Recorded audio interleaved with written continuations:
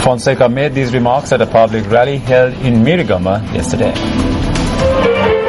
The rally was held in Pasiala, Mirigama yesterday under the auspices of Democratic Party leader Sarath Fonseca. I saw a headline in a newspaper today which proclaimed that there is a story that we are in talks to form an alliance with the nobility. These are all cunning strategies. These are the rumors that are spread by those in the government and the opposition who cannot do anything for the country but are fearful of people willing to do something for the country. We do not want to depend on the nobility again.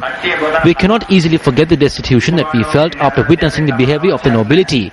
That is why we introduced this new force and the fresh election symbol of the flaming torch to you.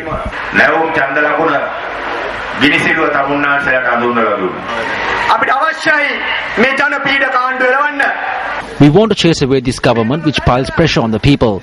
These people are now aware that they cannot fight us. My friends, remember that although there are political parties with various colors in the opposition, there is only one true opposition party. My friends, it is only the Democratic Party which is led by General Sarath Fonseca who fights for you, even without power.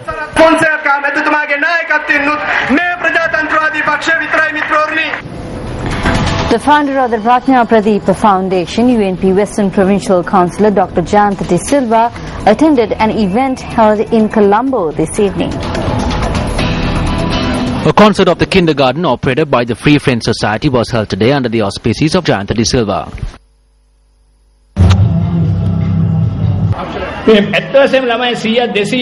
We will do everything we can to bring this school to a level where we can enroll 100 to 200 children. We need to help this area. You do not enter politics with the expectation that you will receive some great blessings in the future. If there is will, then nothing is impossible in this world. Lichens is a common word used in the study of biology. But how do we know of what are they and of their importance? Lichens are very small yet play an important part in the ecosystem and are used as a biodiversity index. Sri Lankan environmentalists have managed to discover 51 new varieties of lichens endemic to Sri Lanka and are vital for the country's ecosystem. According to lichenologists, lichen are the stable vegetative product of a mutually beneficial symbiotic relationship between a fungus and another organism capable of producing food by photosynthesis. Lichens can be seen growing on trees, rocks, decaying wood and sometimes on walls and are mistaken for plants. In order to grow, lichens must compete with plants for access to sunlight, but because of their small size and slow growth, lichens thrive in places where higher plants have difficulty in growing. After over 3 years of research and study in various parts of the island, Sri Lankan environmentalist Dr. Gautami Veerakone has managed to identify 51 new varieties, of which 8 were identified close to the Knuckles Forest Reserve. So far, I was able to identify 51 new endemic lichens in Sri Lanka and also 387 lichens which has not been earlier recorded from Sri Lanka has been recorded. Out of that 387, more than 50 lichens are new records for the Indian subcontinent. And this is one of the least studied plant groups in Sri Lanka. So research work what we are doing at the moment is very important to enhance our botanical knowledge about the country. The new lichens are named, many of them are named after historical Sri Lankan areas and kings and places. And I personally believe it gives an identity to our lichens in Sri Lanka. Although lichens are not taken notice of by human beings as important, lichens provide a mode of survival in harsh environments where algae cannot survive. Lichens' ability to absorb anything in the atmosphere, especially pollutants, is one way that they directly benefit humans. Lichens also provide valuable information about the environment, most importantly on global warming and environmental pollution. Scientists extract toxins absorbed by lichens and determine the levels of toxins present in the atmosphere. Lichens are used in the production of drugs, perfumes and a variety of food.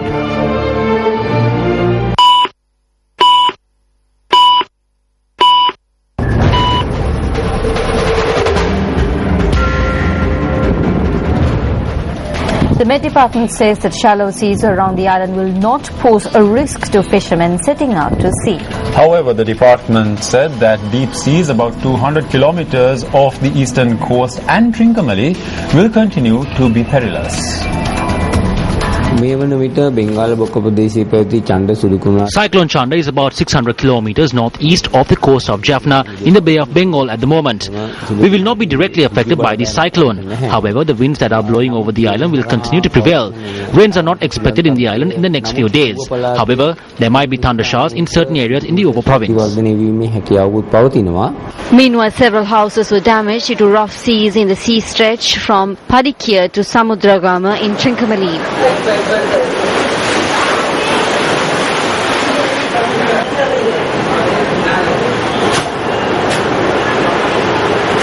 According to our correspondent, 12 houses in the Samudragama area and 10 houses in the Padikya area were damaged as a result.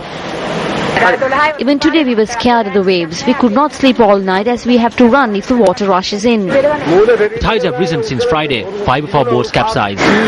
According to the Department of Meteorology, the damage could have been caused by the effects of Cyclone Madhi on the coastal stretch across Batticaloa, Trincomalee and Manawai, Jaffna and rough seas in the area. 25 beached fishing boats were damaged due to strong winds that swept across the Oliville area last night. Meanwhile, fishermen in Ampara, Trincomalee, Batticaloa, Mullaitivu and Jaffna refrained from setting out to sea today as well.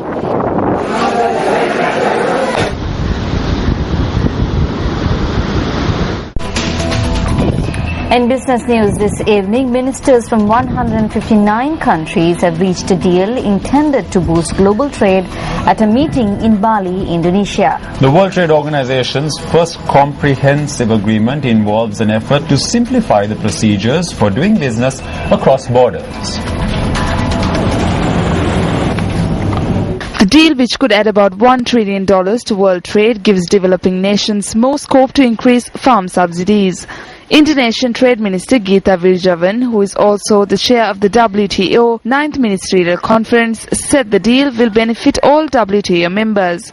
The talks, which had opened on Tuesday, nearly came unstuck at the last minute when Cuba suddenly refused to accept a deal that would not help pry open the U.S. embargo of the Caribbean island, forcing negotiations to draw into Saturday morning. Cuba later agreed on a compromise with the United States. Representatives will now present the draft text to be approved by their governments.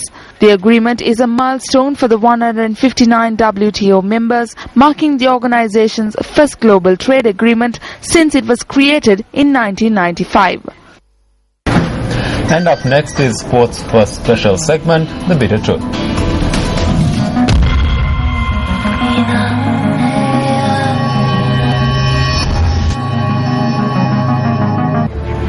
On the 27th of November, the International Olympic Committee announced that the constitutions of all sports associations which are members of the National Olympic Committee must be reviewed. The announcement also noted that the elections of all these sports associations must be held again based on recommendations of the respective world sports bodies. Board of Control member of the World Badminton Federation, Professor Ranjit De Silva, warns that as a result of the conditions imposed, which must be fulfilled within 6 months, the Sri Lanka Badminton Association is at risk. Professor Ranjit De Silva says that this is because the IOC's announcement comes amid an ongoing investigation undertaken by the World Badminton Federation into a complaint lodged by 6 of 11 affiliate associations claiming that the concluded elections for the National Badminton Association were corrupt. Professor Ranjit De Silva revealed today that the World Badminton Federation had appointed a committee specifically to look into Sri Lanka at its last general meeting. The 6 affiliates who withdrew have been engaged in talks with the Minister and the Director General from April to July, August. They held talks without informing anyone else, but they aren't listening. So in September, they wrote to the World Federation. A letter addressed by the chairman of the National Olympic Committee to the IOC also cites the concluded badminton election as a primary example of the ad hoc use of the sports minister's powers. Here is an excerpt from that letter. At the concluded elections for the Badminton Association, the nominations of veteran administrators such as Sam Chandrasena, Aryananda and Ranjit De Silva, who has even won the national championship, were rejected, and the chief position was granted to an individual who has not even participated in any accepted tournament. However, the ministry issued a report that the elections were fair and using sports regulations committed the first irregularity. End of excerpt. Nevertheless, the president of the Sri Lanka Badminton Association, Suraj Dandania, says that he sees no risk of an injunction being imposed against the association. He claims that the chairman of the National Olympic Committee has made false submissions regarding the badminton election to the World Badminton Federation as well, based on personal opinion. We know how sports management and governing bodies are manipulated, how elections are manipulated in sports. So what is required under the international practices, best practices, is to ensure that our local laws and the practices are changed suitably to be consistent with international standards. Does the lackadaisic attitude that is being adopted when it comes to resolving the badminton crisis affirm that there is political interference and intervention in sport in Sri Lanka, as claimed by the complaint lodged with the International Olympic Committee?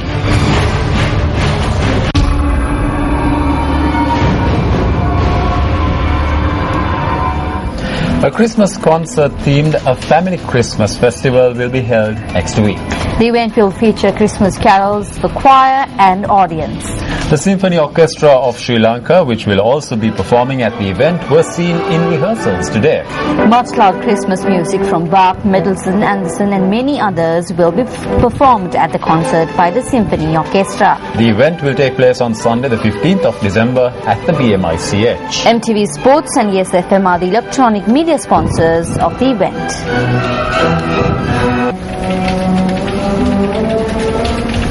In the meantime, Christmas is said to be the most wonderful time of the year. How much do you know about Christmas? Well, Newsfirst, Florin Rajendran compiled this list of Christmas facts that you and your family are probably unaware of.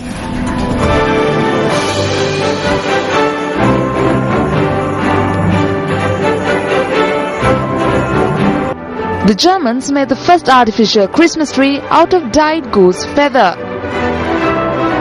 Each year, more than 3 million cards are sent in the US alone. The three traditional Christmas colors such as green, red and gold symbolize life and rebirth, the blood of Christ and light, wealth and royalty. Christmas trees usually grow for about 15 years before they are sold. The first printed reference to a Christmas tree was in 1531 in Germany. Santa Claus was a real saint.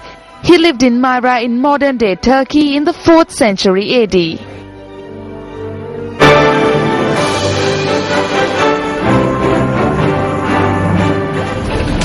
Well, that's a wrap from the Newsfirst team for tonight. Thank you very much for joining us. I'm Arundhati Mudanayaka. And I'm Sharon Silva. We leave you tonight with a look at the weather forecast for the next 24 hours. Good night.